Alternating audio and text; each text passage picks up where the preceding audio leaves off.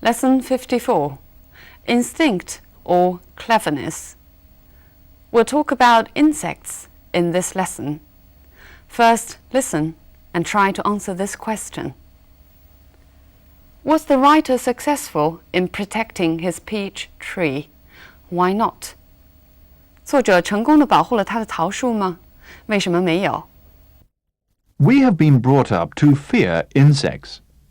We regard them as unnecessary creatures that do more harm than good. We continually wage war on them, for they contaminate our food, carry diseases, or devour our crops. They sting or bite without provocation. They fly uninvited into our rooms on summer nights, or beat against our lighted windows. We live in dread not only of unpleasant insects like spiders or wasps, but of quite harmless ones like moths. Reading about them increases our understanding without dispelling our fears. Knowing that the industrious ant lives in a highly organized society does nothing to prevent us from being filled with revulsion when we find hordes of them crawling over a carefully prepared picnic lunch. No matter how much we like honey, or how much we have read about the uncanny sense of direction which bees possess, we have a horror of being stung. Most of our fears are unreasonable, but they are impossible to erase. At the same time, however, insects are strangely fascinating. We enjoy reading about them, especially when we find that, like the praying mantis, they lead perfectly horrible lives. We enjoy staring at them, entranced as they go about their business, unaware, we hope, of our presence. Who has not stood in awe at the sight of a spider pouncing on a fly, or a column of ants triumphantly bearing home an enormous dead beetle? Last summer, I spent days in the garden watching thousands of ants crawling up the trunk of my prize peach tree. The tree has grown against a warm wall on a sheltered side of the house. I am especially proud of it, not only because it has survived several severe winters, but because it occasionally produces luscious peaches. During the summer, I noticed that the leaves of the tree were beginning to wither. Clusters of tiny insects called aphids were to be found on the underside of the leaves. They were visited by a large colony of ants which obtained a sort of honey from them. I immediately embarked on an experiment which, even though it failed to get rid of the ants, kept me fascinated for 24 hours. I bound the base of the tree with sticky tape, making it impossible for the ants to reach the aphids. The tape was so sticky that they did not dare to cross it. For a long time, I watched them scurrying around the base of the tree in bewilderment. I even went out at midnight with a torch and noted with satisfaction and surprise that the ants were still swarming around the sticky tape without being able to do anything about it. I got up early next morning, hoping to find that the ants had given up in despair. Instead, I saw that they had discovered a new route. They were climbing up the wall of the house and then onto the leaves of the tree. I realized sadly that I had been completely defeated by their ingenuity. The ants had been quick to find an answer to my thoroughly unscientific methods. So was the author successful in protecting his peach tree? He wasn't, because the ants are too clever. They attack the tree from the top. The author tells us about this experience in the second paragraph. In the first paragraph, he talks about the mixed feelings human beings have about insects, fear and fascination. Our fear of insects is so deep-rooted that however hard we try, we cannot dispel it. Yet our fascination is not less strong. We enjoy reading about insects and observing the insects because of their cleverness, which we don't possess and we don't understand. As the title indicates, We don't even know whether it's out of instinct or out of cleverness. Right, now we'll start looking at some language points. We regard them as unnecessary creatures that do more harm than good. This expression, do more harm than good, is often used when drawing a conclusion to a comparison of something's harm and good. We can also say, certain things have more disadvantages than advantages, or the disadvantages outweigh the advantages. I'll give you one more example. Modernizing historic buildings can often do more harm than good. We continually wage war on them. Wage war on somebody or something, it's a slightly formal use, saying fighting a war with. Look at this example. The president needs the Congress permission to wage war. 总统要是宣战的话，需要得到国会的批准。The police are waging a war on or against crime. They sting or bite without provocation. Provocation means being made angry or annoyance. For example, people under provocation can react in unexpected ways. 人们在被惹怒的时候，反应可能是各种意想不到的方式。His letter is just a provocation to see if you really cared, which means his letter is just trying to provoke you. The industrious ant. Industrious means hardworking or diligent. For example, every assistant is expected to be industrious and efficient. Being filled with revulsion. Revulsion means disgust. Look at this example. She expressed her revulsion at or against or towards boxing. Notice the prepositions can be at or against or towards. We find hordes of them. Hordes means a large, noisy and excited crowd. We can also use the expression to describe people. For example, there were hordes of fans waiting outside the stadium. When they heard that the exhibition was free, they came in hordes. In hordes means in large groups. We have read about the uncanny sense of direction which bees possess. Uncanny means mysterious and strange. So the synonym can be eerie. For example, it was uncanny that what a fortune teller had predicted turned out to be true. They are impossible to erase. Erase means to destroy or remove completely. For example, time has caused his memories to fade, but it hadn't erased them, which means they did not completely disappear. All trace of the negotiation has been erased from the record. 记录中已经把关于这次谈判的所有痕迹都消除了。Notice, be erased from. I usually write the draft in pencil so that I can erase anything that I want to change.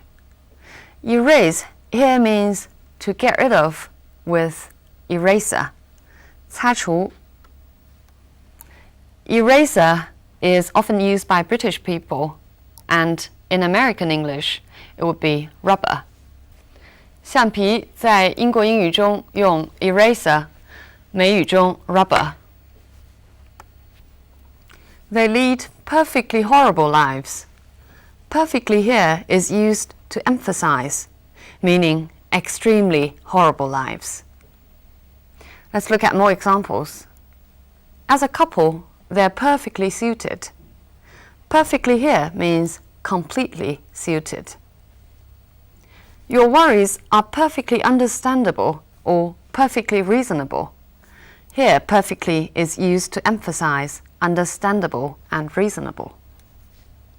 His answer is perfectly ridiculous, which means extremely ridiculous. We enjoy staring at them, entranced as they go about their business.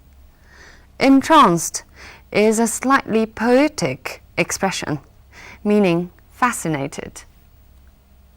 For example, the children sat silent in front of the television, entranced by the film. As they go about their business. Go about one's business means they continue in their usual way.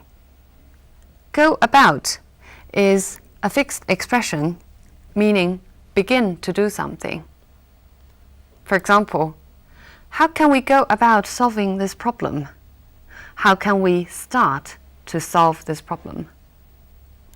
In spite of the attack, many people seem to be going about their business as if nothing had happened, which means many people still stick to their old habits as if nothing had happened. Who has not stood in awe at the sight of a spider? Stand in awe means feel awed. Awe is a kind of mixed feeling, respect mixed with fear and surprise, 敬畏. For example, the sight of Father Christmas filled the children with awe. You cannot help but stand in awe of such a stunning performance. You cannot help feeling awed by such a stunning performance.